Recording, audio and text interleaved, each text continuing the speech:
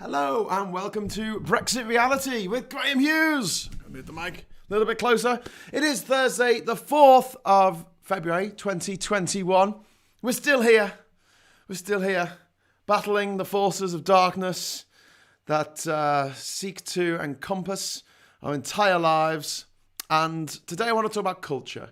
It's something I've touched on in earlier episodes, but I really want to nail this one because I feel like Brexit isn't just a political act of vandalism.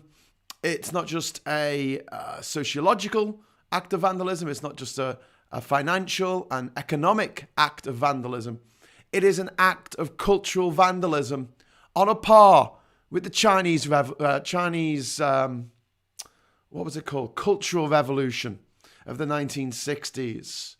Something that was aped in other countries, including Albania, where they tried to get rid of anything that was foreign. Anything that was foreign was bad. So they burnt things that were foreign, like musical instruments or like books or things like that. And we're doing the same thing now with Europe. We're saying anything that is European is bad. It's fundamentally bad. They're the baddies. It's a bad thing. The madness of this is that we are a country of Europe. It is our continent. And if you ask pretty much any what are they called? Brexiteer, Gammon type person, say to them, what's the best continent on the planet? That's the question. It's a really good question to ask them. And then you'll get the few that say, oh, I love Europe. I just hate the EU. I love Europe. I just hate the EU. And you say, well, which countries are in Europe and not in the EU? Or affiliated with the EU. Oh, Switzerland, yeah. So Switzerland, which has a load of trade deals with the EU. Or Norway. Yeah, Norway's part of the single market with the EU. Try again. Albania. Again. Albania. Want to be more like Albania. That's the Europe that we want to aspire to. Belarus, the only country in Europe that still has the death penalty. Belarus, the only one.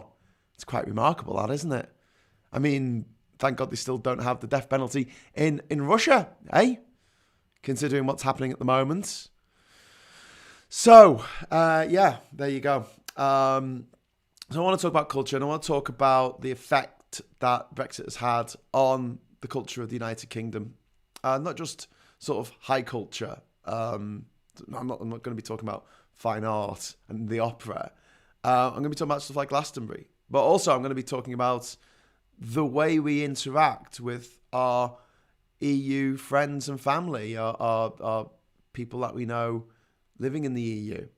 So I'm just going to say a quick shout out to everyone who's left a message already. We've got Tim there. We've got Christian saying, "To watching, hi." Yeah, it's you and Tim. Well done. Jacob Platt is there saying, hi. Bayerberg. Afternoon. Knee deep in code. So listening only with one hand. I usually listen with my ears. Okay. Attila says, hi Graham, hi everyone. Looking forward to seeing a buffer-free rant. Yes, I hope that's that's what I should put in the Brexit reality thing here. I should say, now buffer-free, brackets, hopefully. Started streaming 69 seconds ago. Tim, seriously, mate. Jan says, hi everyone. Phil Spicer says, good afternoon. Parcel of Rogue says, whatever howling the DUP bring, they should have seen this coming like an armour-plated woolly mammoth. They have been so naive. They have been naive and stupid in the extreme, and Johnson played them like a fiddle. That's from Parcel of Rogue, yeah. I played the stinking city like a harp from hell. Anyone catch the reference on that? They get a gold star and a jelly baby, whether they want one or not. I missed the buffer time. Stop. Buffer time. No, okay, I'm not going to do that again.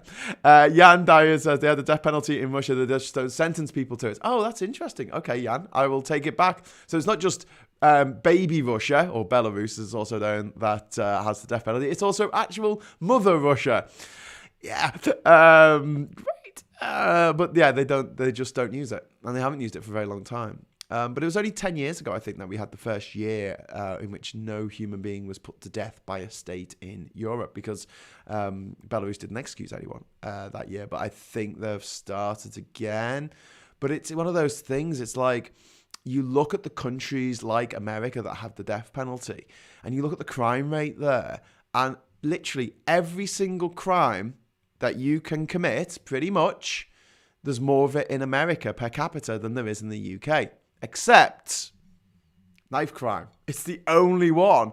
And the amount of gun crime in America, which results in, death, a lot more than knife crime. Obviously, knife crime is a real threat. It's a problem. It's a thing that we need to do something about. I'm not trying to diminish its impact on society and on communities. I'm talking about like the difference between the impact of people having knives and people having guns. And I'll give you a good example.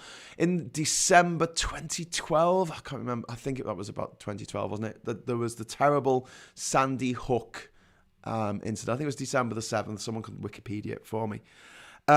And in that, I think 27 people died, and 20 of them were children. So they were little children, aged 6 and 7 years old. One of the biggest and most horrific tragedies to ever take place on American soil. And a lot of Americans who love their guns, they love their guns more than they love their own children, because in a stand-up fight between, do you want to be on the side of guns or do you want to be on the side of children, they chose to be on the side of guns, a lot of them. And once that Rubicon had been crossed, then there was no going back for American gun control. It's just something that any government is going to find pretty much impossible to do in America. There was a possibility 10 years earlier that something could have been done about it. Maybe a ban on handguns, maybe a law saying that convicted paedophiles cannot buy guns, which would necessitate proper registration.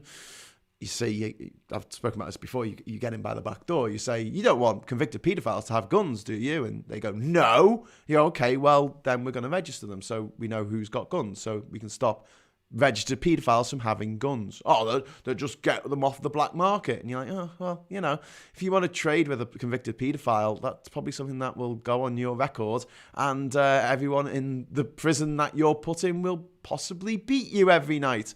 And I don't mean at Mario Kart.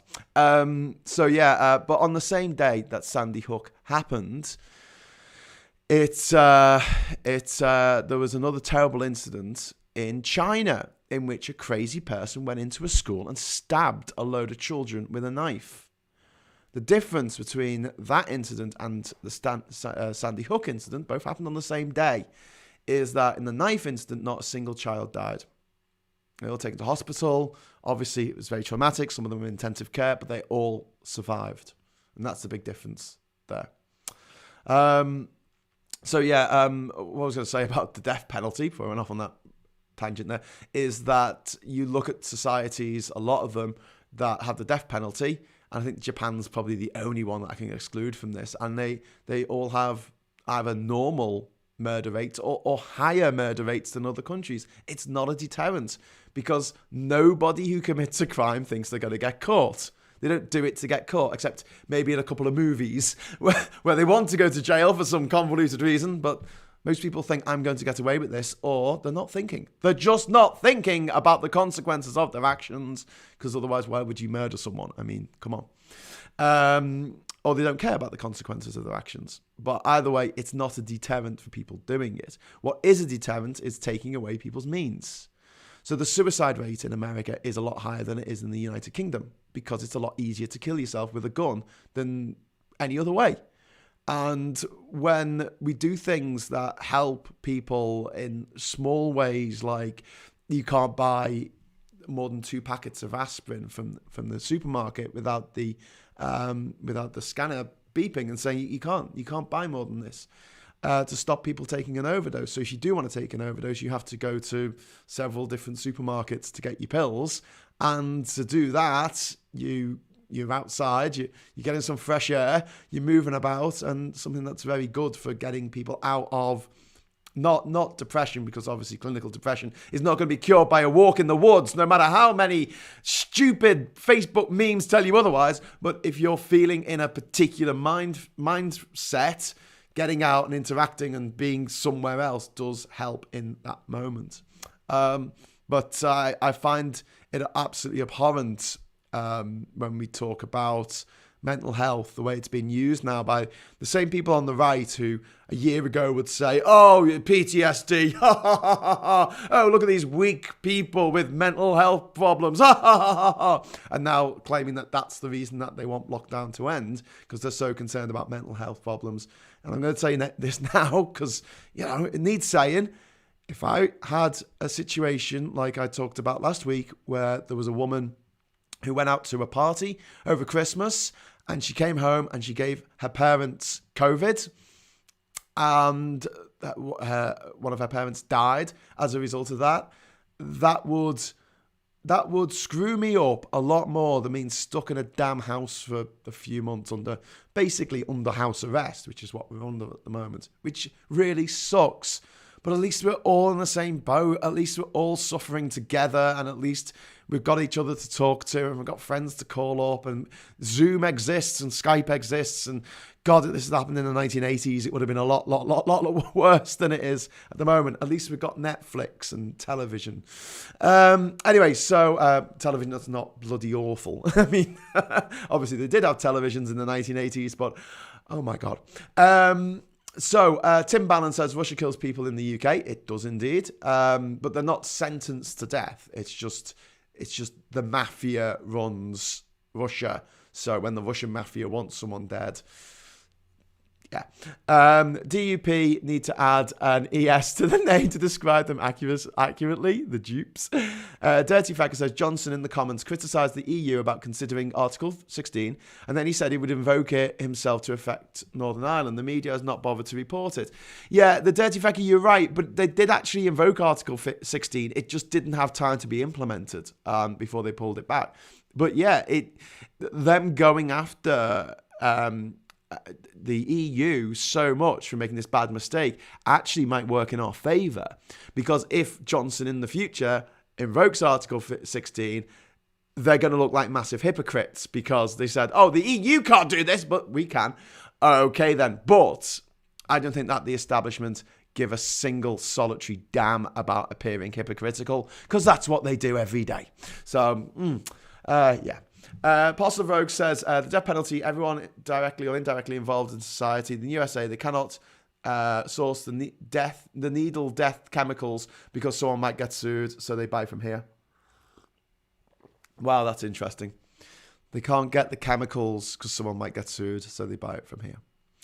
Americans like to sue people. And something I've mentioned before, and I'll say it again. If you are American and you get a product and it kills you or it injures you, you can sue, or your family can sue the makers of that product. Now, America does things stupidly, which is new product introduced to the market, you can sell it until it injures someone. Whereas the EU more sensibly says, new product, you can't put it on the market till you can prove it's not going to kill anyone or injure anybody.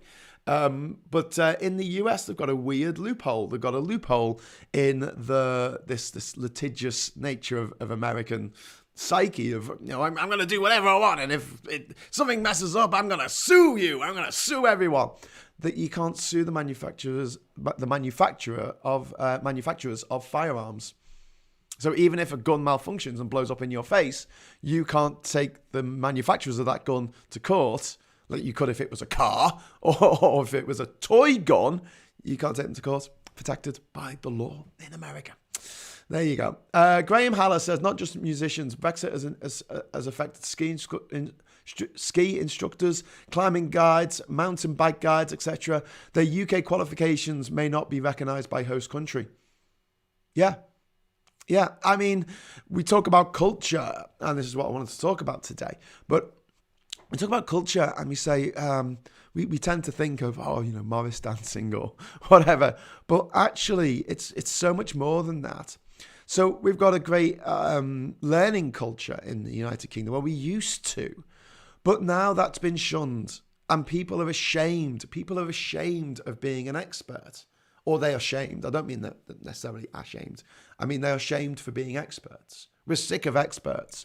Once Gove said that, and a week later the referendum results came through to prove that Britain really was sick of experts. That was it for me. That was when the rot was so deeply embedded in society, in our society, that I looked at my country and I barely recognised it anymore. And this was only 4 years after the London Olympics, and nothing that has happened since that date has made me think otherwise. This country is lost. I don't mean it's also it has lost, but also it's lost. Scotland knows what it is, knows who it is, has a strong cultural identity. Wales has its own language. Ireland knows what it is. It knows its own history. England doesn't. England is pushing its friends away, pushing its NATO allies away, pushing even Scotland away. Mindfully. I mean, we're not doing this by accident. You think that Boris Johnson sees a dip in the polls for people who want to stay in the UK, in Scotland, and he goes, "Oh, I need to do something about this. I'll go up there and get them to think that we're great by violating COVID procedures for a pointless journey to somewhere that does vaccines in Scotland that had an outbreak of COVID and they had to shut down the production line. Let's go there." Great. So yeah, this is Brexit isn't the end of the EU. It's not even the end of this island's participation in the EU, because that's going to happen again at some point. But it is the end of Britain. It's British exit. It's the exit of Britain. This is the final act. We're going. That's it. And there's nothing we can do about it. And to be honest with you, the way that England has behaved over the last few years, and as I've said, often say, I'm not a great believer in collective punishment. However, there's a point where a country has behaved so recklessly and so foolhardily, there have to be consequences to that. There have to be, or there's no justice in the world. Yes, I know not everyone voted for Brexit. I didn't vote for Brexit, don't at me. King of the Clutch says, guns, guts, guns, and American pickup trucks. That is the motto, Hughes. Yeah, pickup trucks. The pickup trucks popular with ISIS and rednecks. Funny that. They like to fly their flags. Nice. Chris Town, the 1688 Bill of Rights also says violating elections is an act of subversion. Jan says, I always love the instructions on toothpick boxes. Yeah, don't put them in your nose or your ear or your eye. Hit like and share, says David Cowie. Sorry, I got Donald's name wrong there. Donald's going to give me a dislike now. You got my name wrong. Donald says, hit like and share. So, yeah, if you can at the same time, 2 fingers, I don't know. That would be great. Parcel of Rogue says, Trump's so-called anti-steal campaign was to generate donation money outside of an actual election, minimizing spending rules, and has given him at least $88 million so far. It will run and run. Yep. Great. Plum Dove says, afternoon all. Hello. Max is here. Hello, Max. How you doing? Everyone is well. America, Jesus, freedom. I'm Cam Brady, and I approve this message. That's from Jim Bob. Max the legend. The UK is knackered by Brexit and COVID, a double wham. Yeah. And there's something else that I haven't really touched on in these broadcasts before. But something that is going to be massive in the next few years is global warming. The climate is going to be a massive, massive news story over the next 20 years as we confront this horror show that we have created for ourselves in full knowledge that it was a bad thing to do. You know, it's like we've been told since 1988, stop doing that bad thing. And we've gone, oh, no, it'll be fine. And then every year since then, they've gone, please stop doing this bad thing. Please stop doing this bad thing. And that went on for 25 years. from 1992 to 2015, 25 years, they had a meeting, the Committee of Parties meeting about climate change. And it's only on the 25th meeting after 25 years that they finally got an agreement. And it was only an agreement, nothing binding. It wasn't a treaty. It wasn't signed, up to under pain of death if you don't do the things it says. It was just kind of like a suggestion. It was a suggestion. And yet now Boris Johnson, because he's got this girlfriend who's half his age, who he left his wife for. I think she was in between. Was she in between the web designer that he gave £100,000 of our money to for internet lessons or something? Was he living with his wife? He had his bit on the side, who's now living in at number 10 Downing Street, and he had a bit on the side of the bit on the side. Yeah, it's amazing what money does to people, especially certain people. Not casting any aspersions on any particular gender or hair colouring, but anyway, yes, straight on back into the. I'm going to jump back into the questions every time I start talking myself into a danger zone. I always try and come back by going into the comments. Guns, motorcycles, and women. Yeah, all things that are fun, I guess, but should be regulated. No, not women. Guns and motorcycles you shouldn't be allowed to have a motorbike if you don't know how to ride one. And if you do ride one, you should have to wear a helmet. But in America, you don't have to wear a helmet, which is really crazy. And there was a guy who went on this Harley Davidson to I think it was in Virginia, and he went to Virginia. He went all the way there to take part in a motorbike rally to protest against wearing helmets, and he fell off his bike and he banged his head and he died. And the doctor afterwards said, well, if he'd been wearing a helmet, he wouldn't have died. He was attending a rally to campaign against the compulsory wearing of motorcycle helmets. Wow. Anyway, Parcel of Rogue. I've just missed a load of messages. Thank you so much for everyone who's writing in. I am going to be activating super chat soon. So if you really, really want to ask me something rather than just have a chat with people, you'll be able to make your message flare up like all over my screen, and I won't be able to ignore it. So let me. I'm working on it. I'm working on that. Bioberg says, I love the positive vibes of Graham's live stream. Yes. Life is futile. We're all going to die. This is your life, and it's ending 1 minute at a time. Freckle Puny says, funny how experts are shunned due to Brexit. Yet Brexiteers have to become experts on all manner of things: the car industry, IT, transport, aviation.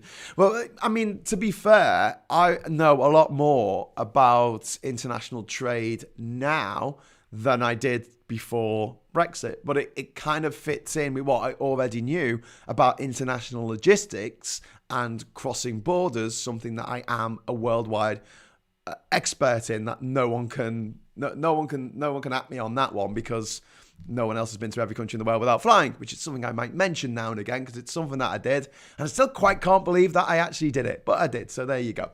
It's in the Guinness Book of Records. 2016, page 200. I'm there. In the margin, there's no picture. I'm not photogenic enough. Should Keir Starmer shag flags, Graham? That's from Max. No, I don't think he should. It's a bit of a delicate balancing act. It's not about flags. It's not about blind dickhead patriotism, which, as I said yesterday, is the last refuge of a scoundrel. But what he has to do is talk up Britain and talk about how he wants to help British people. And this seems to me a massive open goal, because whatever the Tories are doing is damaging Britain. It's damaging it as a society. It's damaging it culturally. It's damaging the economy. And so what Keir Starmer needs to be is the white knight turning up at the end of Robin Hood to save the day. He has to be the person who says, oh, well, this guy is wrecking our country. I want to make Britain good again. Good. Make Britain good again. Like it was before these dickheads were in power. Because austerity, Brexit, the handling of the COVID virus, the absolutely nightmarish amounts of corruption and greed and cronyism that and disdain for the rules, and go on about what I would do if I was in charge of the Labour Party. I'd just go on about the rules all the time and how British people, and I'll start every sentence with British people as if we're all one homogenous thing. I know we're not. But British people appreciate fairness. We're known around the world as people who are into fair play. And the rules of cricket. The rules of cricket. Keep repeating the words rules of cricket. We don't cheat. We don't steal. We're known around the world. And then that puts the emphasis. And I'll give you a good example of this where it worked quite well. Burkina Faso, which although it's part of the bottom billion people in the world, the people who are in countries that have either a very, very low growth rate or even a negative growth rate, are called the bottom billion. And Burkina Faso is one of those countries. Now, until the 1980s, it was known as Upper Volta, which I think was the name given to it by the Germans, because it used to be a German colony. Part of it was a German colony until the end of the First World War, when it was given to the French. Because, who cares what the Burkina Fasans want today? And in the 1980s, there was a guy called Tom Sankara, I think his name was, Thomas Sank. And he was the leader of Upper Volta at the time, and he changed the name of the country. Now, normally, when a country changes its name, it'll change it from the colonial name, like Swaziland will become Eswatini, which is the people who live there. Or if you look at the Gold Coast, became Ghana, because that's what they called their native area. But Burkina Faso is interesting because it means the land of upright men, which is a great name if you think about it. So essentially, it means the land of honest people. And because Tom Sankara had changed the name of the country to literally, you're only a citizen of this country if you're honest, corruption, surprisingly, not surprisingly, I guess, corruption went down a lot compared with the countries around Burkina Faso, simply through the power of linguistics, through the power of semantics. Because well, you can't possibly be a person of the country of upright men if you're a crook. Clever. But Tom Sankara was assassinated, and then someone else took over. And I think he's been in charge ever since. I don't know. I have to revise my Burkina Faso history when I get to it on Hughes of the World in a couple of months' time. Okay, so Parcel of Rogue says, 3 Balkan countries joining the EU in 2025, which were at war a few decades ago. The EU is the most successful anti-war body, tying economies together so war is unthinkable in the future. The UN failed. Yeah, Parcel of Rogue, you are absolutely right. The UN failed us, has continued to fail us, and the EU has done what it set out to do, which is to achieve peace. When I was interviewed a couple of years ago for Le Monde newspaper in France, the journalist who I was chatting to, he asked me what, and I wasn't talking about my travels, I was talking about Brexit, and he asked me what the EU meant to me, what it meant to British people. What does the EU mean to British people? And I said, well, for me, it means freedom. For me, it brings back memories of being a child and being able to travel all over Europe, except for Eastern Europe. We couldn't go into East Germany. We couldn't go to Hungary. We couldn't go to Czechoslovakia. Couldn't go to Poland. Couldn't go there unless you've got a visa. And the visa was difficult to get to. Bit of a nightmare. Why would you do that when you could just go to France and it wasn't a problem? Or Spain or Portugal. And then suddenly, in 1989, the Berlin Wall came down, and a year later, we could travel around Europe like we had not known since before World War II. I mean, wow. So for me, it meant freedom. But for a lot of people in the United Kingdom, and I think you'll agree with this, anyone watching, they'll say, oh, it's a trade thing. It's all about trade. It's about trade, and we're getting ripped off. We're paying too much into it. What do we get out of it? It's all about trade. When actually, we got a metric F ton out of being in the EU, because obviously it generated £2 billion pounds worth of trade every single week, which far outweighed any money that we actually gave to the EU to be a member. It was a small fraction of our national expenditure. The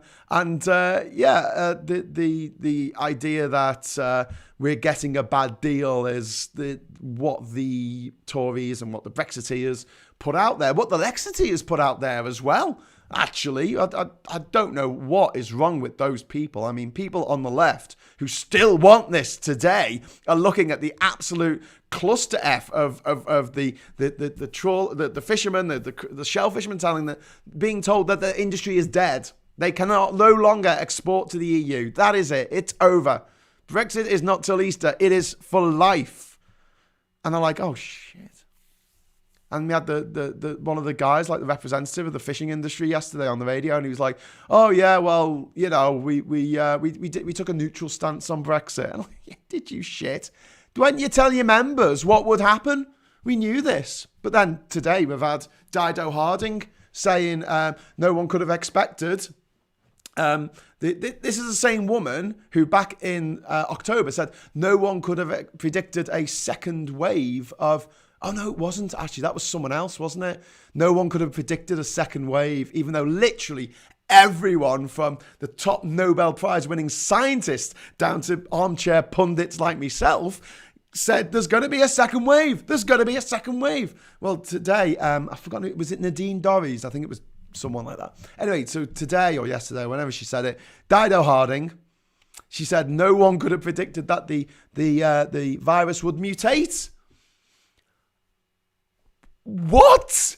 Seriously? If you learn anything about viruses as a small child, they will tell you you need to keep on top of these viruses, especially the flu, because it has a habit of mutating.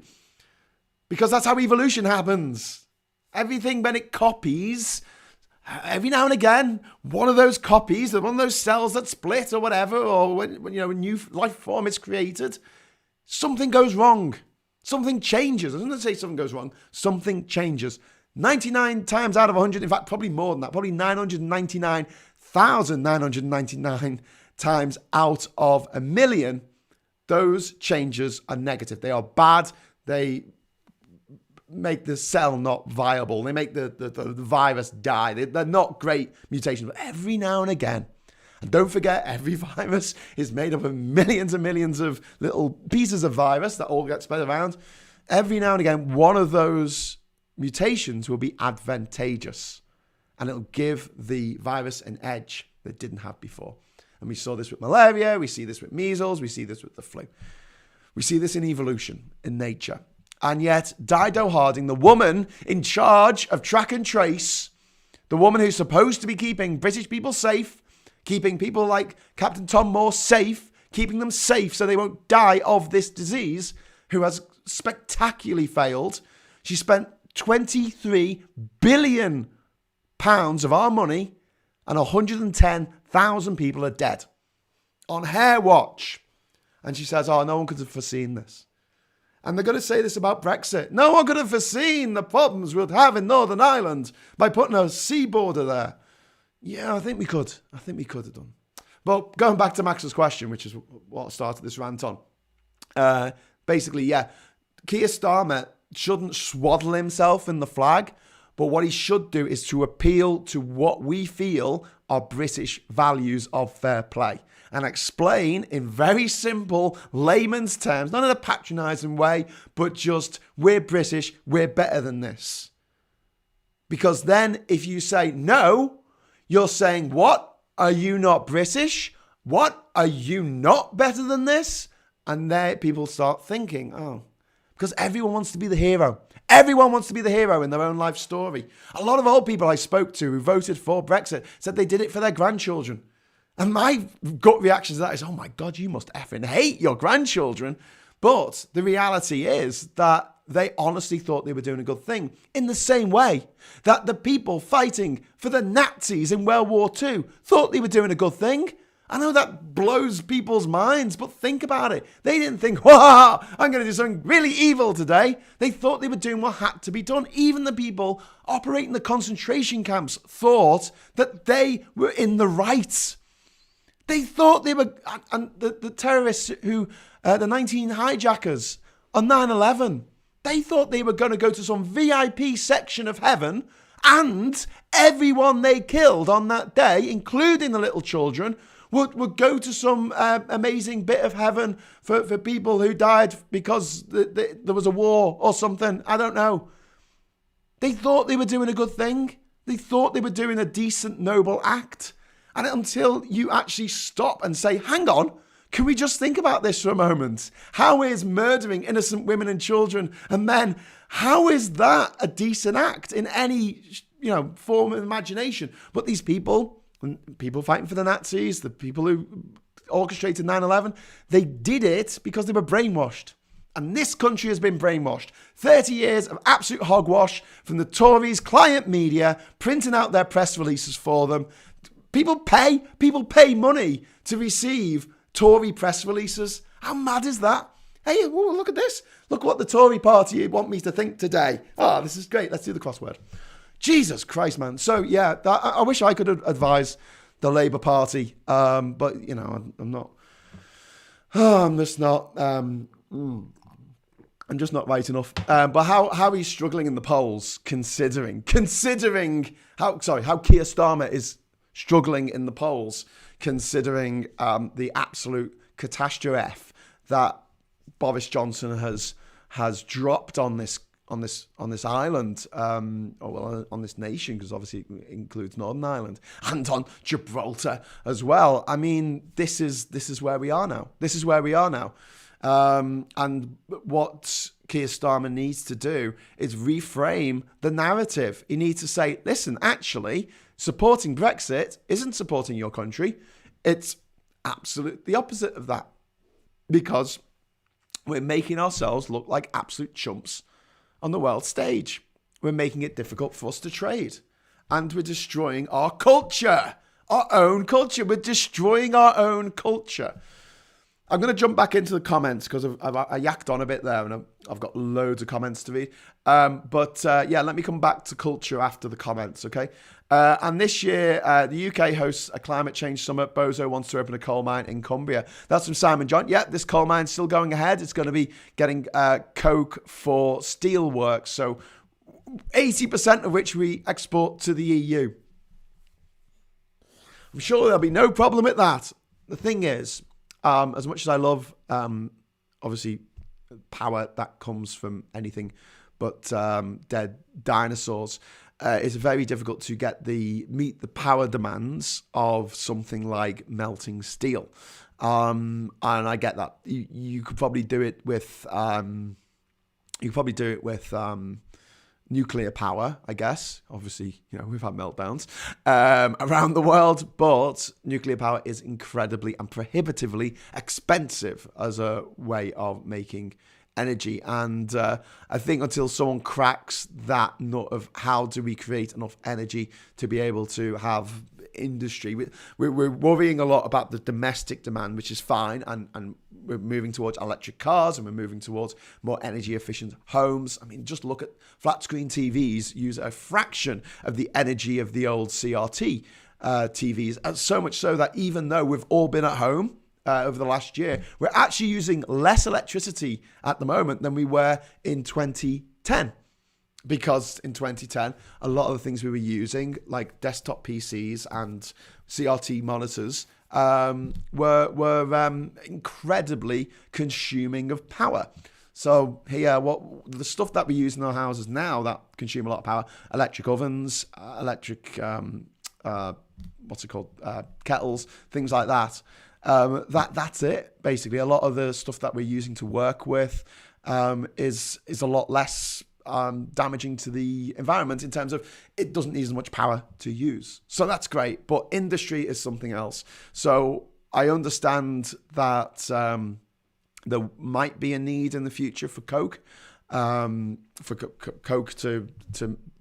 work with steel with. But I honestly believe that there's enough in the world that we don't need to, if we can just use that for that one purpose until we come up with something better. Yeah, I think it's a bad move. I think it's a really bad move. And also, what about the Hinkley B nuclear power plant? It's not going to be efficient.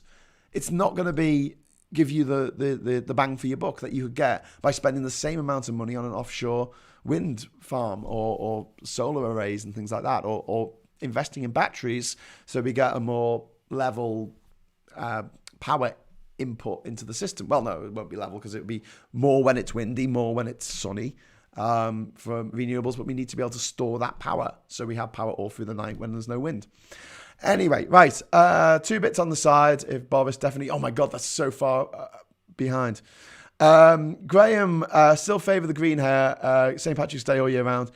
Yeah, thing is, if I'm in my arm, if you look here on the table, I get all this static here, because it's reflecting the green off there. I need to move my lights. Ordered your book, says David Dill Latimer. Oh, thank you, David. Hope you enjoy it. Man of the World, available from all bad booksellers and myself. If you go to my webpage, grahamdavidhughes.com, you can buy a copy of the book yourself. I'm currently working on the Odyssey Expedition website, which hasn't been updated for like 10 years. So I'm getting it all fixed up and putting all new pictures in and stuff like that and videos and things like that. So it should be fun. I'm finding out things that I've actually forgotten that I did. Like there was a TED Talk that I did when I was on Ginger Island, and I forgot that I did it. I put it on your Facebook yesterday going, oh, well, happy days. I was like, how do you forget something like that? And I forgot that I met Gordon Burns from Granada Reports, or maybe it's BBC Northwest. And I was like, how did I forget that? I met the legend that is Gordon Burns. How did I forget that? But yeah, there's a lot to take in the last few years. I think I've had a brain reset, to be honest with you. Houghton125 says, I think it went wife, affair with tech advisor, stroke affair with Princess Nutnut, stroke now with Princess Nutnut. Okay, fair enough. There was a passage there. You should also point out that when Boris Johnson was cheating on his wife, and when he left his wife from his Islington elitist, Islington millionaire home, she was being treated for cancer. Because that's the type of person he is. He's a scumbag. He's shifty. I think that's a really good word, actually. Can we use shifty every time we talk about Boris Johnson?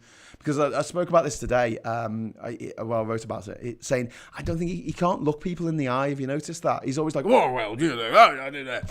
And I think that if we get it into the public subconscious that he is shifty and use that adjective all the time, shifty Boris. Oh, what's shifty Boris up to now? Oh, obviously, and then that feeds into that whole thing of he's not actually very British. He's about as British as Kim Philby. Do you know what I mean? That's the kind of road that we need to go down, I think.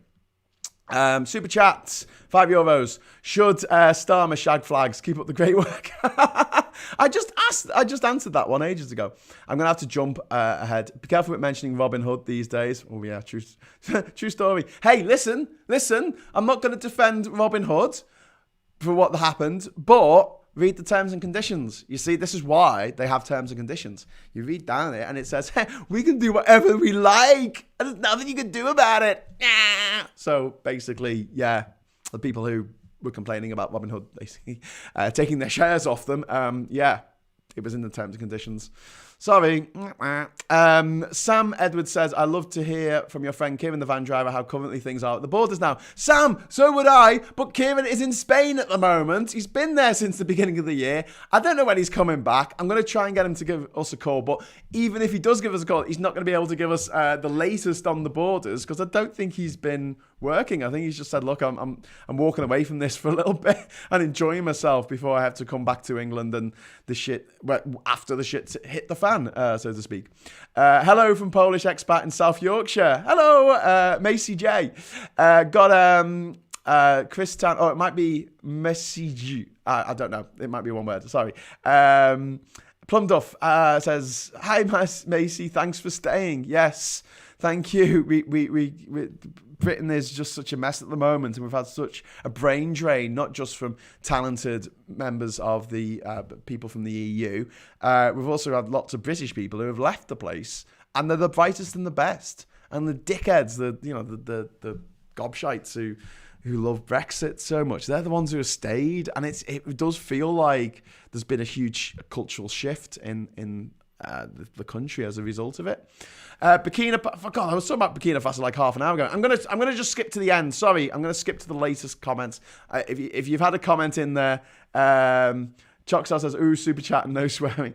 Make sure politics. Have I already put on the super chat? I don't know. I thought that I had more things to do on it to actually set it up, but maybe I turned it on. I don't know. I was looking at it last night. I've got lots of things to do. They're all Travis Bickle from Taxi Driver. Not sure if politics will ever get back to normal now, or whether Starmer has it in him to make the breakthrough. Yeah, the EU is primarily created to prevent future war. Trade comes with peace. It is a welcome side product. Yeah, that's why trade wars are always no one ever wins them. Vincent Frail says, you can see when ad breaks are on popular TV shows due to the spike of people using their kettles at the same time. Culture. Maybe Boris thinks there's a different type of Coke. Yeah, maybe. Adam Rice has left a long message here, which I'm going to read out because Adam's usually got good things to say. This is from a French friend of mine. Brexit never looked forward, but was turned to an idyllic past that never was. British economy is weaker, the isolation is crippling, and has antagonised the EU. Scotland will take advantage of this weakness and split and rejoin the EU. I do not think that even a severe dose of realism will really change this decline. I'm afraid it's going to get worse, and the TPPs of the world won't stop it. All the TPPs of the world won't stop it. It at best merely slow it down. What a complete mess. The difference between Munich and Suez is that the UK leaders of that time were animated with good intentions. I would not even say this about the current MP or PM. Yeah. Well, that's it. I mean, Britain has well and truly shot itself in the dick, and there's no coming back from this. It's not going to be like, oh well, I'm sure it'll be fine tomorrow. We'll sort it out. There are whole industries that will be decimated. We are on the highway of the world. We have just slammed into first gear when we were going at 100 miles an hour. We've overloaded the engine. Maybe the engine's going to blow up, but if it does still work, it's going to take a long time to catch up with the other economies in the world, which are now miles ahead of us. Bayerberg says Robinhood had to pull GameStop shares because they needed to fund 100% of the cost of the shares as their house buckled under the volume. Nothing fishy, just standard rules kicking in. Well, yeah, that's what I said. It was in the terms and conditions. Sorry. Terms and conditions of Robinhood. I will steal from the rich to give to the poor, except when it's not financially viable for me to do so, and then I won't. That's all he needs to say. You talk about culture. How about the increase of race hate? My daughter was told by an old woman on the bus she was disgusting because her man is black. Yeah, all shorts. Yeah, let's talk about that then. The increase in racism since the Brexit vote has been absolutely sickening.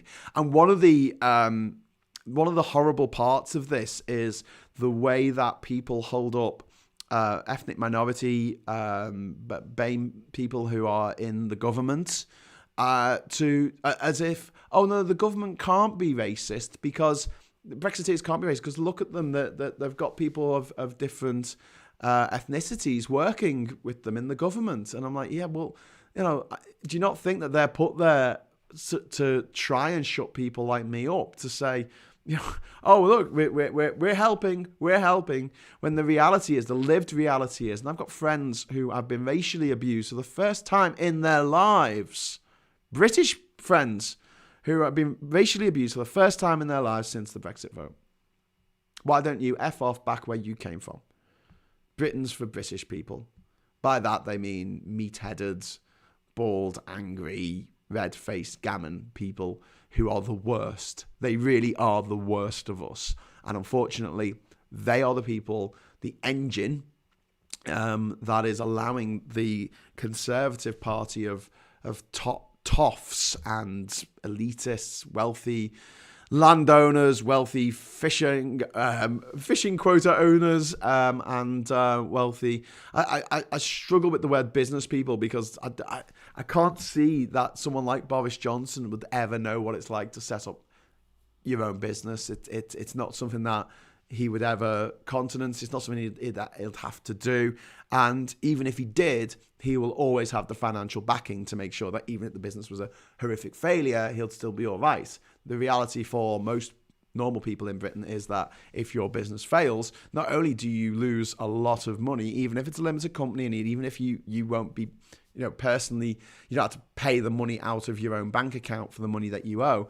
But generally speaking, a lot of small to medium enterprises employ, overall, millions of people. Those people are going to lose their jobs because if a business isn't viable, it's not viable. There's nothing you can do about it. Well, there was something you could do about it. We could have not done Brexit. But the increase in race hate isn't just restricted to the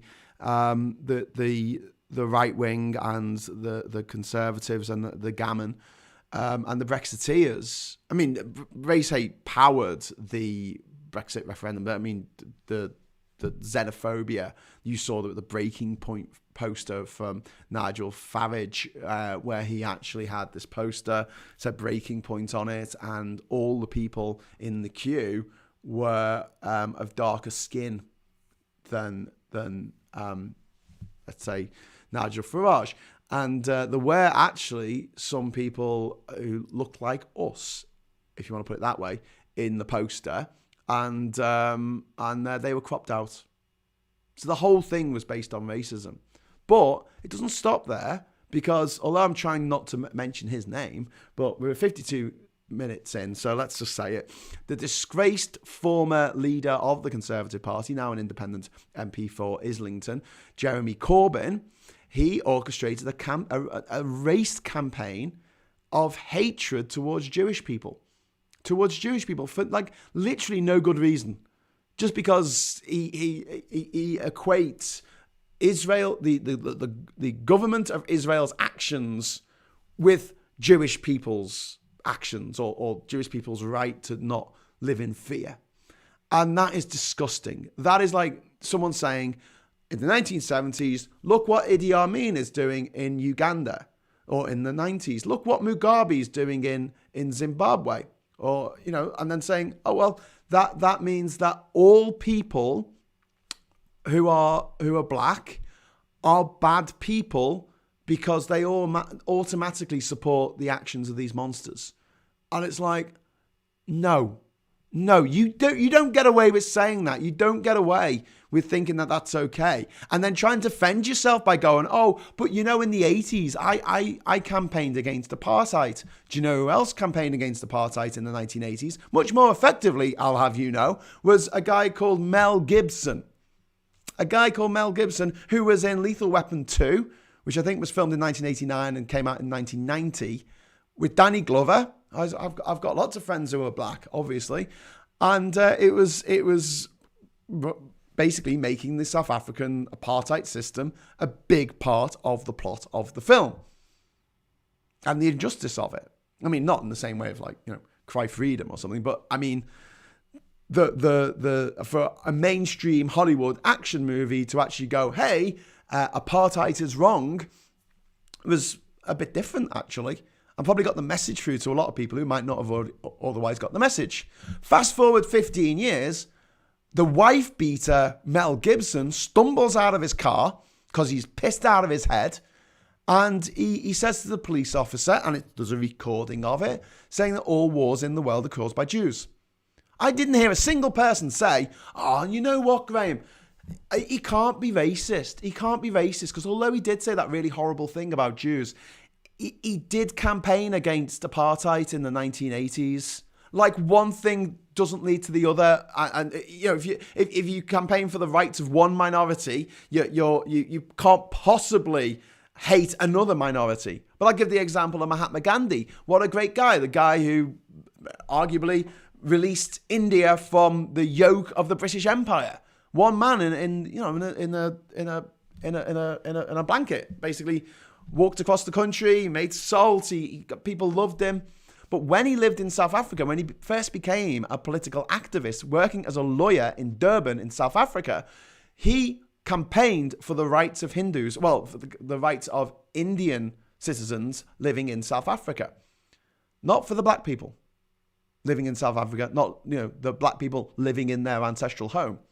Nope, he didn't care about them so much. And he actually wrote some really negative things about them. Now, that's not to say that Gandhi didn't do a lot of good in kicking the British out of India. Obviously he did, but it was possible for him to be this great world leader known for his peaceful, non-violent protests, to also be a bit of a racist. And that is possible.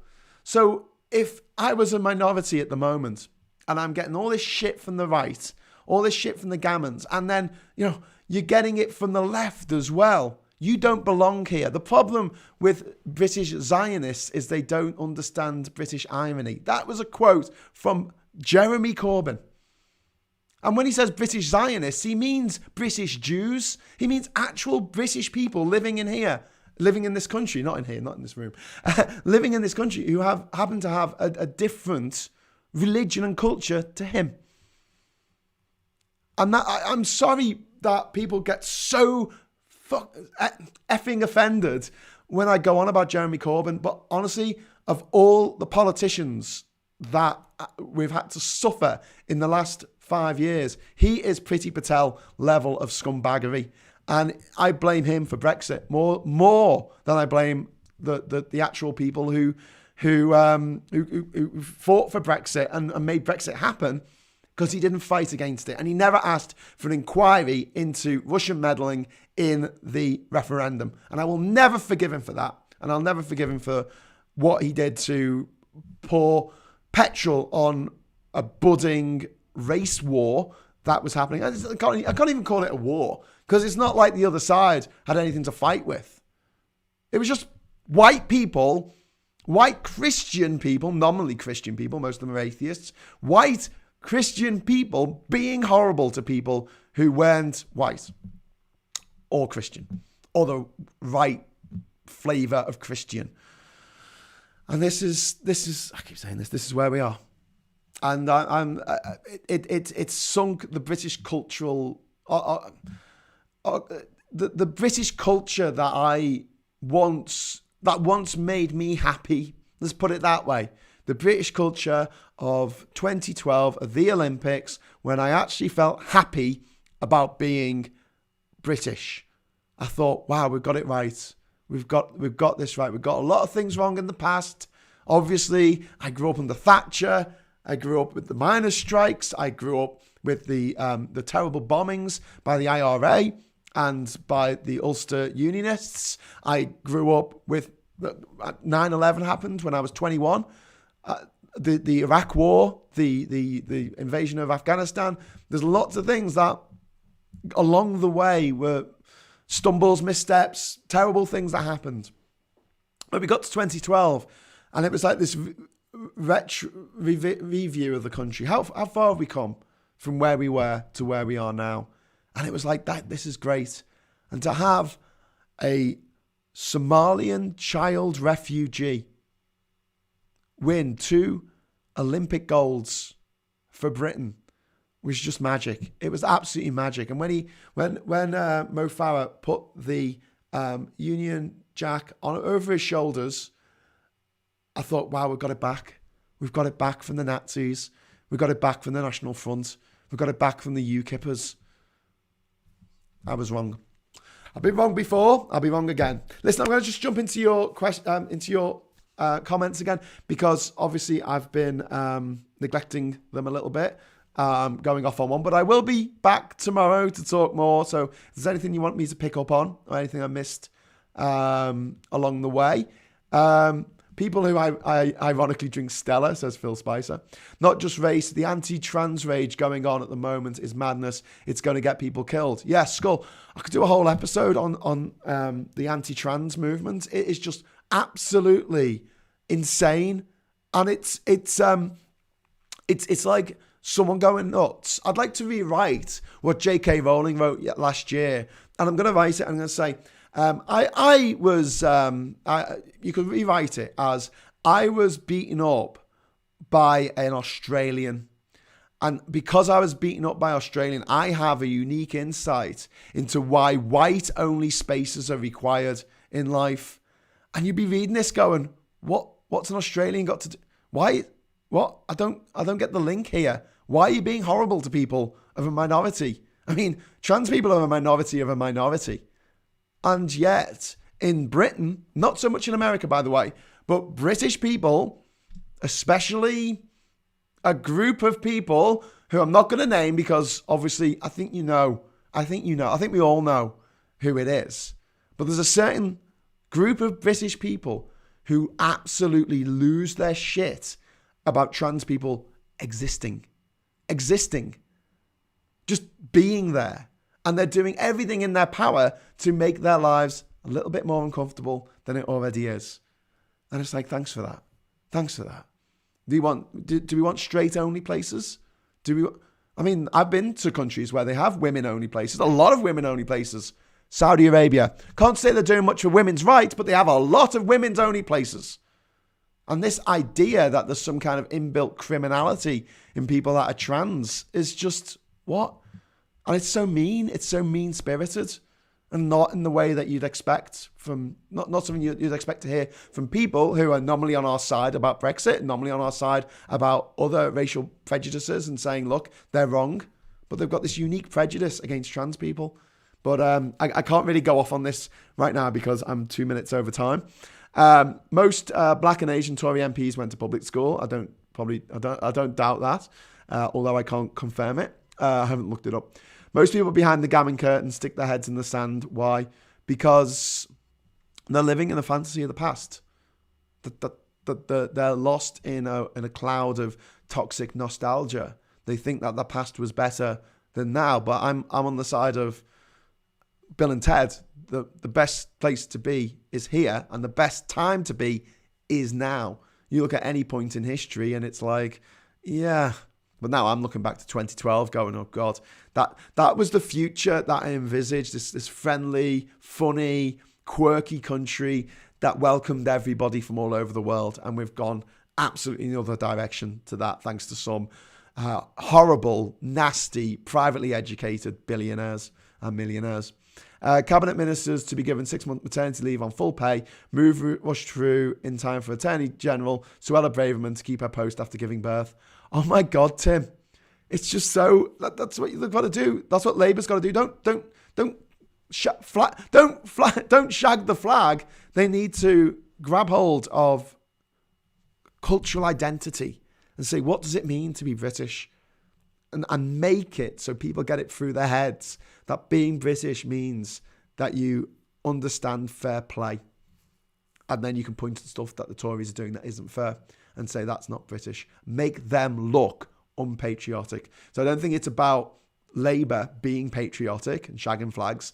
I think that it's more to do with them pointing at the Tories and going how unpatriotic of them to want Britain to fail in this way, to be laughing as companies go bust, laughing at 110,000 people dead.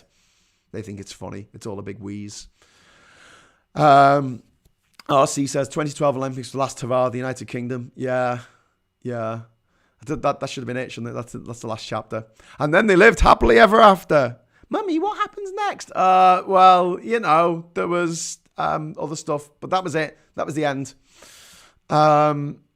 Skullbear says, I love your J.K. Rowling analogy. The first bathroom debate was about black women using bathrooms with white women because they said it would allow black men to get in the bathrooms. Yeah, you're absolutely right. I mean, this is what, it just boils my piss that they're using the same language that was used to demonize and not just discredit, but to isolate an ethnic minority. And now they're using it for a minority of a minority, because I guess that's the last minority that's left to pick on in what do they say, like middle class circles. It's okay, I'm not picking on the people from Africa. I'm not picking on the people from Asia. It's just the people who want to do what they want to do to their bodies because they feel it's not a choice. It's not like someone wakes up today, the next day and go, I'm going to be a woman. It doesn't work like that. But imagine how hard it would be growing up as a child and you have a feminine brain and you don't feel right in your own body. You don't feel comfortable in your own body. I mean, people who are trans deserve our support and our respect. They don't deserve to be treated like second-class citizens. And this idea that J.K. Rowling's going to sit outside, every toilet's going to have a toilet monitor to give an Aussie death grip to anyone coming in. Toilets have cubicles, for God's sake. It's not even an argument. But there you go. John Barleycorn says, I didn't watch any of the 2012 Olympics. I was in a field watching a rather good Cajun band when it started. It went on for like 2 weeks, mate. Were you watching the band for 2 weeks? Who cares whether these so-called adults when are these so-called adults going to realise that toilets are just places to go and pee? No one else cares who's in there as long as they wash their hands. Exactly. It's like, they're using the wrong cubicle at the local kebab shop. Okay. If England, I was a volunteer at the 2012 Olympics and Paralympics. It was the last time on earth I was intensely proud to be British. Sorry about the caps. That's from Darian. Yeah, I don't know if I felt proud in that way that I feel proud about the achievements of my friends and family. I feel proud, when my stepdaughters do something awesome in school.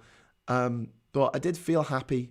I remember feeling happy that I was British, and that's all gone now. I'm very unhappy that I'm British, and that's a huge cultural shift. So on that, I will, Vincent Frail says, giving other people rights does not diminish the rights you have. Yeah, Vincent. I mean, someone actually said to me that basically the trans lobby, like that's actually a thing. It isn't.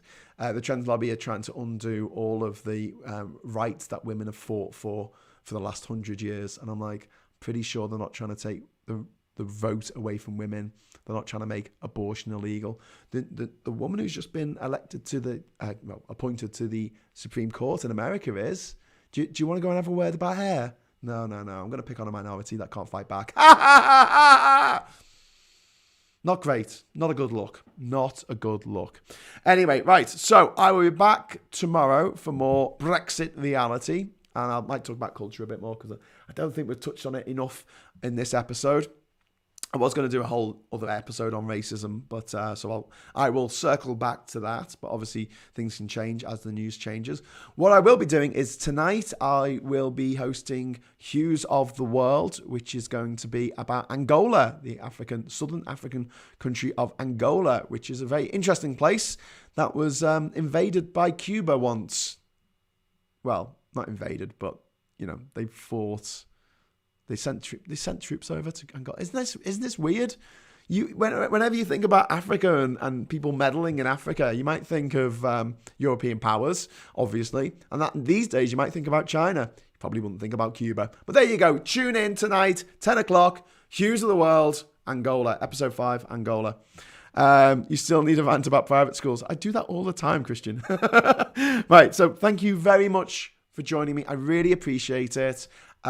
If you want to help me out on Patreon, if you're watching this and you can just give me a like, or you haven't subscribed, it would really, really help if you just click on the subscribe button. It makes no difference to you, I swear, but it helps me out on the functionality of YouTube and its ability to actually make me some money. So thank you very much for joining me, and I will see you either tonight at 10 o'clock or tomorrow at 1 o'clock for Hughes of the World or Brexit reality. And until then, I will say hello, good evening, welcome, and goodbye.